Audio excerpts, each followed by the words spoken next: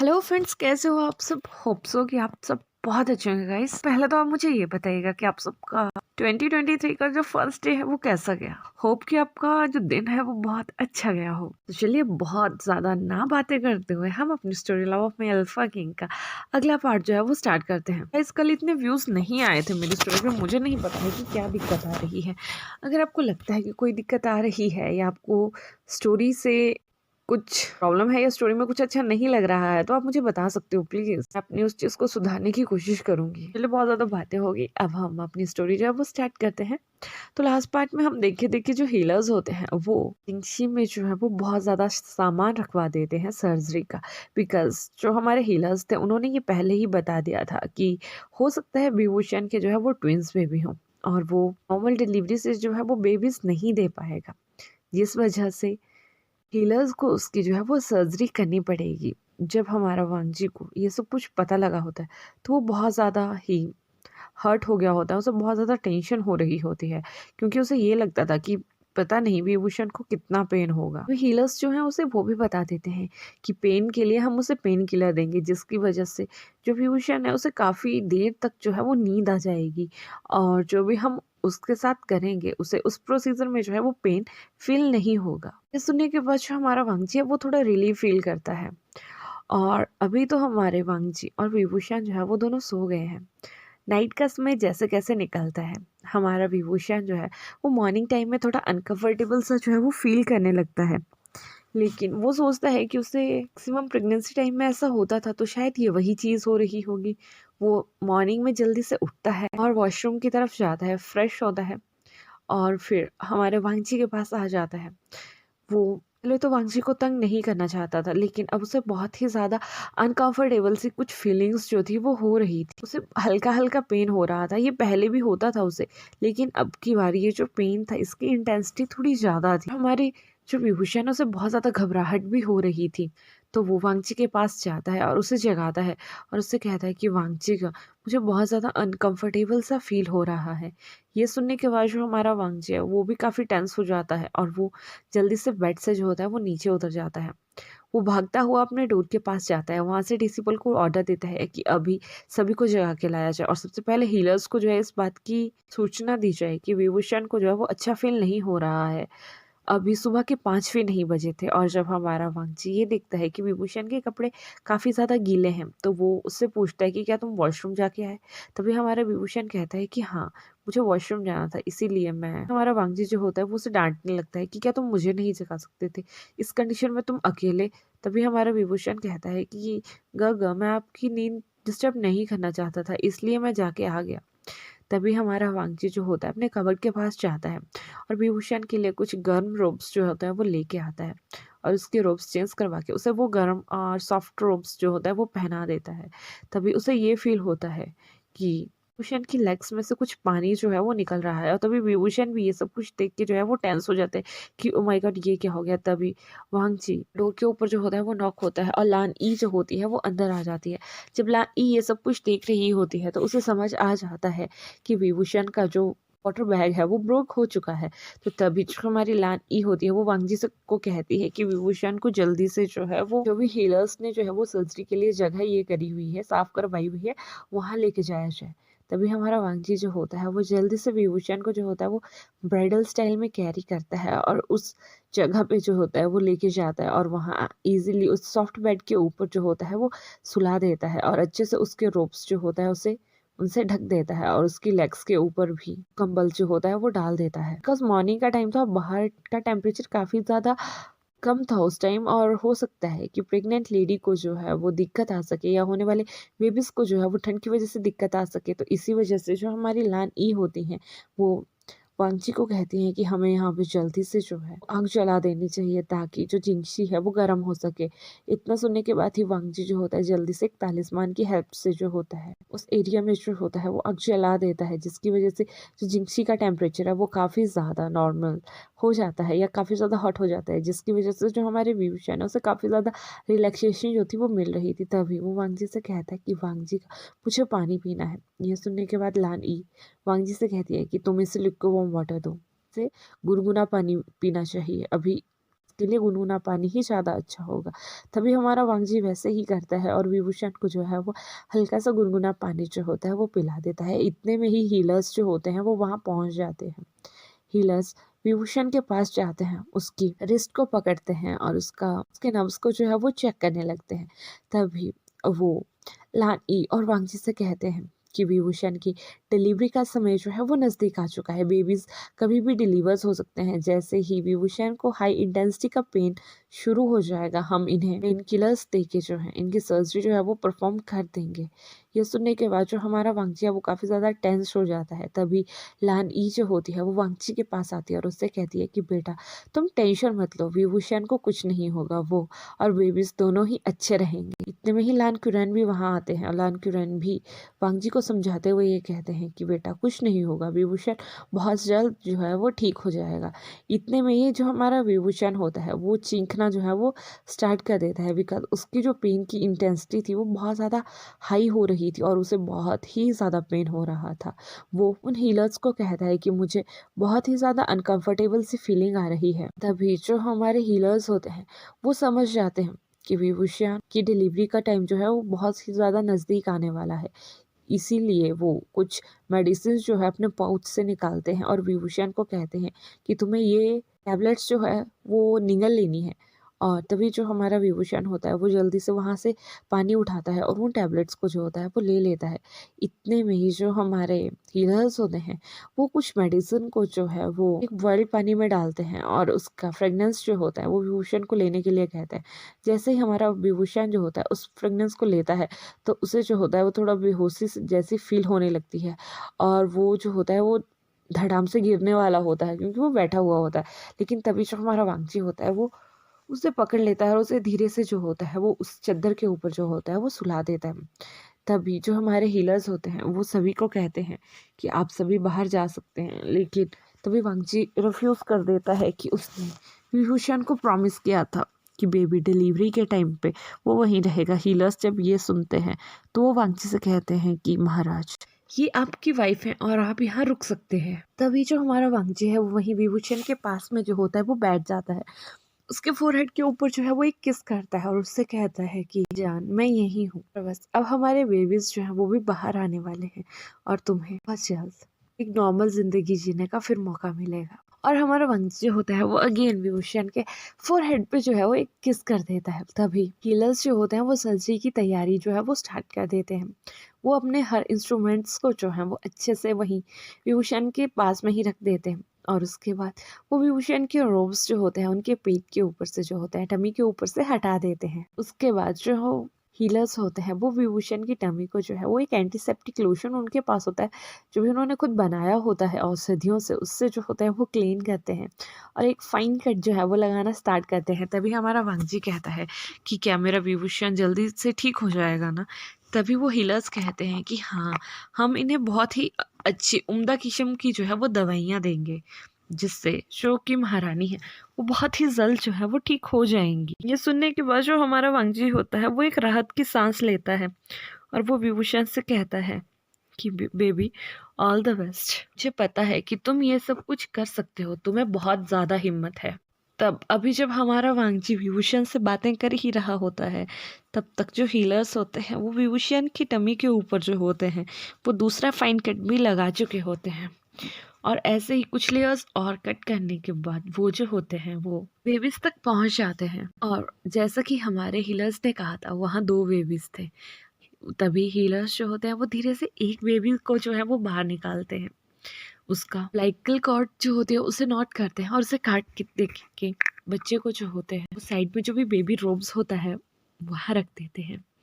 तभी वो दूसरे बेबी को भी निकालते हैं, उसकी अम्बिलिकल कॉर्ड में भी वो नॉट देते हैं और उसको काटने के बाद दूसरे बेबी को भी वो वही लेकिन रोब्स रखे होते हैं बेबी के वहाँ रख देते हैं। उसके बाद वो विभूषण के प्लेसेंटास कुछ है वो रिमूव करते हैं, उसे स्टिच करते हैं और अच्छे से हर लेयर के ऊपर जो है वो कुछ मेडिसिन अप्लाई करने के बाद जो है वो एंड तक जो होता है वो विभूषण को स्टिच करके उसके रोब्स वगैरह कुछ होता है टमी को क्लीन करके उस पर बैंडेज कर देते हैं। उसके बाद वो विभूषण को अगेन से जो होता है वो क्लीन करते हैं और वांगजी से कहते हैं कि अब इन्हें लगभग 21 दिन तक कुछ भी नहीं ज़्यादा ना चलना है ना ज़्यादा ज़ोर से बात करनी है, ना ज़्यादा देर बच्चों को पकड़ना है, ना ज़्यादा देर बैठना है, ना हो सके इन्हें नेक्स्ट 21 डेज़ तक उतने ही ज़्यादा रेस्ट करना है। ये जब हमारा वांगजी ये सुनता है तो वो हीलर्स की हर बात के ऊपर जो होता है वो नोट कर रहा होता है। तभी उन दोनों बेबीज़ में से जो है एक बेबी जो है वो रोना स्टार्ट कर देता है, लेकिन दूसरा बहुत ही शांत स्वभाव से जो होता है वो सबकी तरफ देख रहा होता है।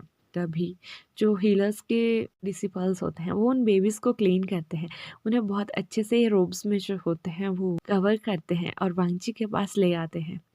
उसके बाद वो सभी विभूषण को जो है वो हल्के से उस मेडिकल बेड से उठा के जो होता है उसके खुद के बेड तक जो होता है वो ले जाते हैं और उसे वहाँ अच्छे से कवर करके सुला देते हैं।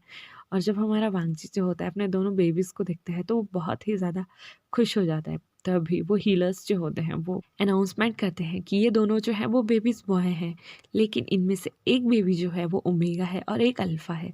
ये सुनने के बाद जो हमारा वांगजी है वो काफ़ी ज़्यादा खुश हो जाता है। जिसके बाद वांगजी जो होता है वो अपने डोर का लॉक जो होता है वो ओपन करता है। लान ई और लान क्यूरैन और अदर डिसिपल्स भी वहीं खड़े हुए थे। तभी लान ई जो होती है वो तुरंत अपने उनके रूम में जो होती है आ जाती है और लान ई एक्साइटेड होते हुए पूछती है कि क्या हुआ है।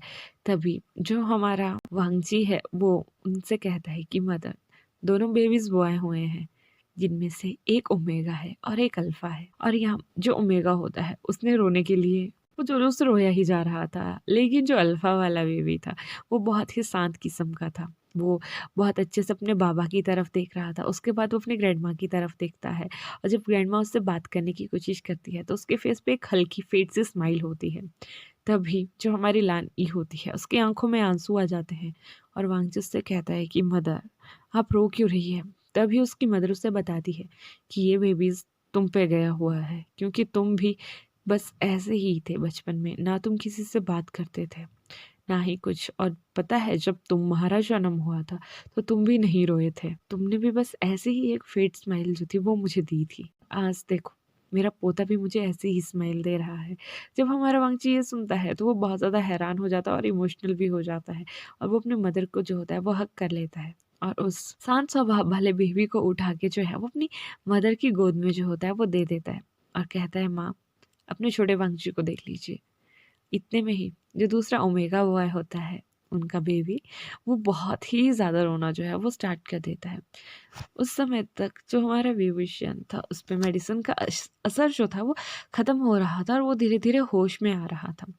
और जैसे ही वो बेबीज़ की रोने की आवाज़ सुनता है तो वो बहुत ज़्यादा पैनिक होना जो है वो स्टार्ट कर देता है। तभी हीलर्स जो होते हैं वो विभूषण को बताते हैं कि सब कुछ बहुत अच्छे से हो गया है और अब आपके बेबीज़ जो हैं वो भूखे हैं, बस थोड़ी देर में ही आपको इन्हें फीड करवाना है। ये सुनने के बाद जो हमारा विभूषण है वो थोड़ा शांत होता है, उसे हल्की सी पेन होती है, जिसके लिए हीलर्स जो हैं उसे कुछ मेडिसिन जो हैं वो प्रिस्क्राइब करते हैं, जिनमें से कुछ उन बोन्स को क्लीन करके मतलब वो भर जाएं उसकी थी, और एक जो थी वो पेन किलर थी, ताकि जो हमारा विभूषण है उसे दर्द ना हो सके। इसी तरह से जो है वो कुछ दिन जो होते हैं वो निकल जाते हैं। लान ई और लान क्यूरैन ने जो था वो जिन क्लैन में भी संदेशा पहुंचा दिया था और सिचैन और मिये भी अब जिंगी को लेके जो थे वो वापस आ चुके थे। जब मिये और सिचैन को ये पता लगता है कि वांगची के पास भी 2 बेबी बॉय हुए हैं तो वो बहुत ज़्यादा खुश होते हैं, वो उनसे मिलने आते हैं।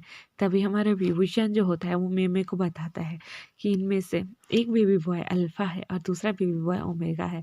और मेमे ये सुन के बहुत ज़्यादा खुश होती है, वो विभूषण को हक करती है, उन बेबीज़ को अपने पास लेती है और उनसे खेलना स्टार्ट कर देती है। लेकिन जब मेमे ने उन बच्चों को पकड़ा होता है तो जो उसका बेबी चिंगी होता है वो अपने ब्रदर से ही वो जेलस करना जो है वो स्टार्ट कर देता है और वो रोना स्टार्ट कर देता है। तभी सिचैन जो होता है चिंगी को चुप करवाता है और उसे जो होता है वो दूध पिलाना जो है वो स्टार्ट करता है। जो ओमेगा वाला बेबी होता है जब वो चिंगी को रोता हुआ सुनता है तो वो भी रोना स्टार्ट कर देता है, जिसकी वजह से विभूषण को उसे फीड करवा के सुलाना पड़ता है। लेकिन जो दूसरा बेबी है वो बहुत ही कम रोया था। जो दूसरा बेबी है वो बहुत ही कम रोता था, बिल्कुल एक्सप्रेशन लेस जो था वो सबकी तरफ देख रहा था। तभी जब हमारा सिचैन जो है वो ये चीज़ नोटिस करता है तो उसके फेस पे एक स्माइल आ जाती है और वो विभूषण से कहता है कि विभूषण तुम्हें पता है हमारा अल्फा किंग जो है ये ऐसा क्यों है। हमारा विभूषण उससे कहता है कि नहीं गगा मुझे नहीं पता। तभी सुचैन जो है वो विभूषण से कहते हैं कि बिल्कुल हमारे वांगजी पे गया है। हमारा वांगजी पूरे बचपन में ऐसा ही था और तब तक जब तक तुम उसकी लाइफ में नहीं आए थे वो किसी से बात नहीं करता था, सबको इग्नोर करता था। उसका नेचर वैसे ही था, कोल्ड सा। वैसे ही अब हमारे इस छोटे जनाब का है। वे हमारा सिचैन जो होता है वो विभूषण से पूछता है कि क्या तुमने इनके नाम के बारे में नहीं सोचा। तभी लान ई कहती है कि मैं बहुत जल्द अपने तीनों पोतों के नेम सेरेमनी जो है वो यहाँ रखवाऊंगी, जिसमें हम अपने पोतों को जो है वो अच्छा अच्छा नाम देंगे और तभी मैं अपने बड़े पोते का नाम जो है वो रिवील करूंगी और छोटे पोतों का नाम भी हम उसी दिन देंगे। तो इसी तरह से गाइस जो 21 डेज विभूषण के होते हैं वो निकल जाते हैं। अब विभूषण का जो टमी का बोन था वो काफ़ी ज़्यादा हील हो गया था। वो धीरे धीरे चल सकता था, वो नहा सकता था, वो हल्के से मतलब थोड़ा पेट भर के जो था वो खाना खा सकता था। अब वो दोनों बेबीज को जो है वो बैठ के अच्छे से फिट करवा सकता था। हमारा विभूषण जो था वो बेबीज को अपना ही दूध पिलाता था। उसे काफी ज्यादा दूध होता था तो दोनों बच्चों का जो है उससे निकल जाता था। इससे जो था हमारा लान ई सारी फैमिलीज जो थी वो बहुत अच्छी खुश थे कि लान सिचैन और जो हमारा विभूषण है वो बहुत अच्छे से अपने बच्चों की जो है वो देखभाल कर रहे हैं। तभी लान ई जो होती है वो अनाउंसमेंट करती है कि वो बहुत जल्द ही अपने सभी पोतों के लिए जो है वो एक नेम सेरेमनी जो है वो रखवाने जा रही हैं। तो वो बांगजी से कहती हैं कि तुम बहुत जल्द ही अपने बेबीज के लिए जो है वो एक नाम अच्छे अच्छे नाम जो है वो ढूंढ लो। तो इसी तरह से जो होता है वो कुछ दिन और निकलते हैं और आज जो थी वो नेम रिवीलिंग जो थी वो सेरेमनी थी। तो सभी लोग जो होते हैं वो वहाँ इकट्ठे होते हैं। वो उन छोटे छोटे राजकुमारों के लिए बहुत सारे तोहफे लेके आए होते हैं। जिन क्लैन भी वहाँ आया होता है और इवन कि वेन क्लैन को भी वहाँ इनविटेशन जो था दिया गया था और वेनशिंग वहाँ आई भी थी। लेकिन इस बार जो वेनशिंग का रूप था वो बहुत ही ज़्यादा खतरनाक हो चुका था। वेनशिंग बहुत ही ज़्यादा काले जादू का यूज़ जो था वो करना स्टार्ट कर चुकी थी और उसका मेन मोटिव ये था कि वांगजी मैं तुम्हें बर्बाद कर दूंगी। तुमने मेरी खूबसूरती का ज़रा सा भी आनंद नहीं लिया ना, अब तुम्हें मैं अपनी असली खूबसूरती दिखाऊंगी।